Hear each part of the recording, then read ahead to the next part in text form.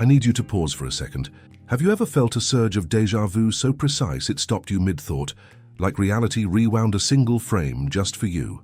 Not the fuzzy kind people joke about, the sharp kind, the kind where your body reacts before your mind catches up. Have you noticed impossible timing stacking up, thinking of someone seconds before they reach out, seeing the same numbers again and again, feeling time stretch or compress as if the world briefly glitched? If you've experienced any of that, listen carefully. You're not crazy, you're not broken, and you're not reading too much into things. If you've experienced this, you're perceiving something most people are trained to ignore. There's a reason you don't talk about it openly. When you try, people shrug it off as coincidence or stress. They tell you your brain just likes patterns. So you stay quiet. You carry it alone. But that loneliness isn't social. It's perceptual. You feel isolated because you're operating on a different frequency. And that difference isn't poetic language, it's measurable, it's biological, and it's been quietly discussed inside quantum consciousness research for decades. Here's where it gets uncomfortable. In quantum physics, reality doesn't behave like a solid thing waiting to be discovered. At the most fundamental level, particles exist as probabilities within the quantum field until observation happens. Interaction, measurement. The moment an observer becomes involved, those probabilities collapse into a single outcome. That's the observer effect. It's not philosophy. It's verified physics. Reality changes when it's observed. That single fact forced science to abandon the idea of a fixed, observer-independent universe. Sit with that, because if observation alters reality at the quantum level, then consciousness isn't passive. Your attention matters. Your perception matters. Your subconscious mind matters. This is where mainstream explanations start to fracture. Experiments involving quantum entanglement, non-locality, and wave function collapse began pointing toward an implication many physicists weren't comfortable voicing out loud. Reality may not be creating consciousness. Consciousness may be participating in reality creation. Some of the papers that explored this connection were rejected repeatedly, not because they were wrong, because they crossed an invisible line. One submission was reportedly turned down 14 times, with the same reason stamped across the reviews. Too metaphysical, not inaccurate, just inconvenient. Because once you admit that consciousness plays a role in shaping outcomes, everything we assume about control, predictability, and normal life starts to unravel. And this is where it becomes personal. People who experience persistent synchronicities, intense intuition, recurring number patterns like 1111, vivid dreams, or subtle time distortion often report the same thing: isolation. You feel disconnected from routines that once made sense. Conversations feel shallow. The world feels slightly artificial, like there's a hidden reality running underneath the surface. That's not a personality flaw. That's what happens when perception expands faster than the systems designed to contain it. You feel alone because you're vibrating out of sync with your environment. In physics, systems that don't resonate don't merge. They interfere, so they separate. That separation hurts. But it's also a signal. Awareness doesn't expand randomly. It follows readiness, neurological sensitivity, timing. And here's the part almost no one tells you. When quantum consciousness research talks about frequency and vibration, it isn't mystical language. It's descriptive. It refers to how information, energy, and perception organize themselves. When your internal state shifts, your brain begins detecting patterns it previously filtered out. The hidden reality doesn't suddenly appear. You become capable of seeing it. So what if those moments, those glitches, those numbers, that sense that reality responds when you notice it, aren't messages from outside you at all? What if they're feedback signals, indicating that your awareness has reached a threshold science has observed but never fully explained? What if this isn't happening to everyone because not everyone's perception is ready? Stay with me. This isn't for everyone. But if something in your body is responding right now, not just your thoughts, then this video was made for you. And in the next part, I'm going to show you why scientists quietly acknowledge this pattern and why it tends to appear right before reality shifts. If this already feels familiar, don't click away. What I'm about to show you explains why your life never followed normal rules. Stay with me. This part isn't for everyone.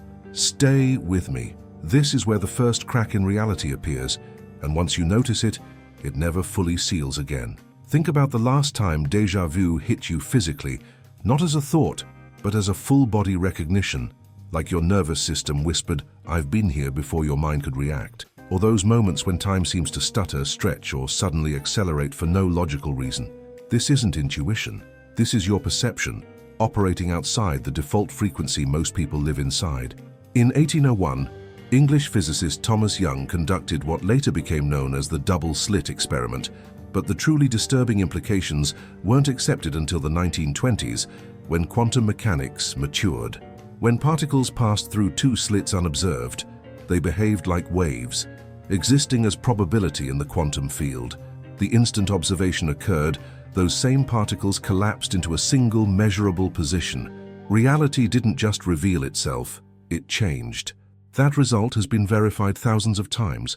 The observer effect is real, and it means reality does not fully exist until it is perceived. Sit with that, because if consciousness collapses probability into form, then two people standing side by side are never experiencing the same reality. Their perception, vibration, and subconscious mind are selecting different outcomes from the same field of possibilities.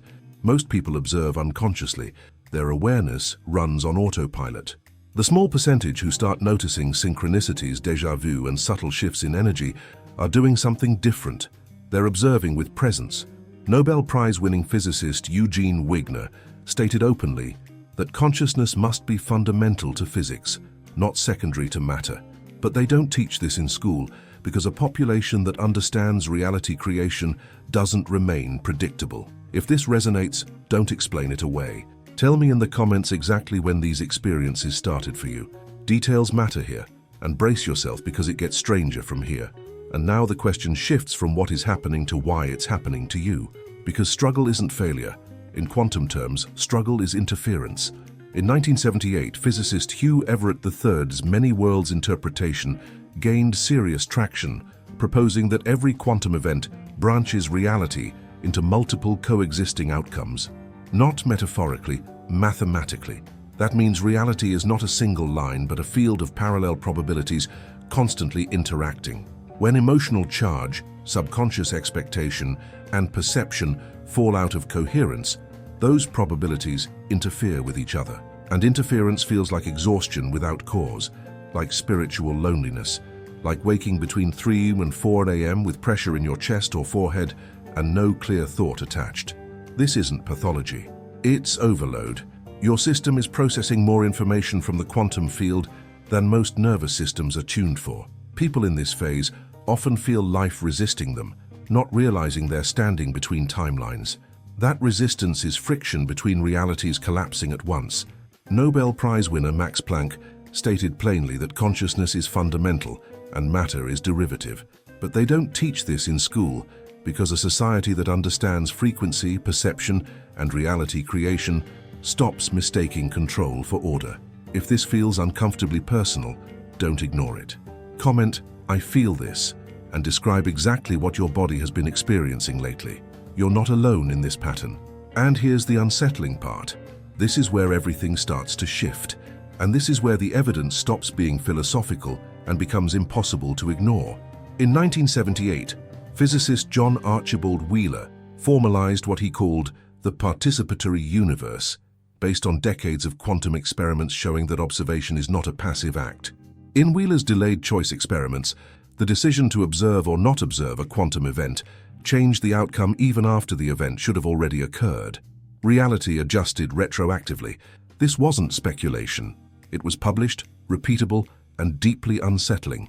Bell's theorem, proposed by John Stuart Bell in 1964 and confirmed experimentally in the 1980s, proved that entangled particles influence each other instantaneously, faster than light, outside space and time. Local reality was officially broken. What emerged from this wasn't that intention controls reality, but something far stranger. Reality responds to coherence. When thoughts, emotions, and bodily state align, probability shifts. This explains why synchronicities spike when you feel unusually clear, and why déjà vu hits during moments of internal alignment. Your subconscious mind becomes a stable observer inside the quantum field. Nobel Prize winner Eugene Wigner admitted that consciousness must be fundamental to physics itself, but they don't teach this in school because a population that understands perception, frequency, and reality creation can't be easily programmed. If you felt moments where everything suddenly locks in, describe them in the comments. Details matter here, and there's one signal that reveals, with disturbing accuracy, when this ability is activating, but it gets stranger. And now you can feel why this was never meant to be casual information. What you've moved through in this video wasn't theory. It was a sequence, from the observer effect to entanglement, from perception to probability. The same pattern kept resurfacing inside quantum consciousness research. Reality doesn't operate independently of awareness. It responds to it. The quantum field doesn't wait for permission. It mirrors coherence. And that strange sensation you're feeling right now, the quiet intensity, the sense that something subtle but permanent has shifted, isn't confusion. It's frequency changing. When vibration changes, perception follows. When perception changes, reality creation becomes visible. This is why spiritual awakening feels disruptive before it feels empowering. The subconscious mind loosens its old filters. Familiar identities dissolve. The hidden reality presses closer. You weren't missing anything before. You were trained not to notice. Consciousness expansion isn't gaining a new ability. It's remembering the one you were conditioned to forget. Reality never happened to you. It has always happened through you, shaped by attention, emotion, and energy meeting at the point of observation. And here's the implication that physics quietly circles, but never finishes explaining. If consciousness collapses possibilities, then time, separation, and even death don't mean what you were taught they mean. Not entirely. That question stays open because once it lands, control disappears. This knowledge has always been suppressed for a simple reason. Awakened perception doesn't follow predictable scripts. You didn't find this video by accident. Alignment never announces itself. It feels like coincidence until frequency locks in. Feel it in your body right now. The tightness isn't anxiety, it's recognition. You are not alone in this. Thousands are reaching the same threshold at once, and this space exists as a convergence point. Something irreversible already happened. You can't unsee this. What happens next depends on the choice you make in the next few seconds. Before you leave, write in the comments, "I am the observer," not as engagement, but as a quantum act. A declaration collapses intention and feeds the collective field forming here. Sit with that. Let it integrate. And understand this before we go further. Scientists didn't stop at theory. They've already tested consciousness interacting with matter. They've even teleported living organisms using quantum mechanics. That's where this leads next. If your chest feels tight right now, that's not fear. It's recognition. Something in you just aligned with something you already knew before you had language for it.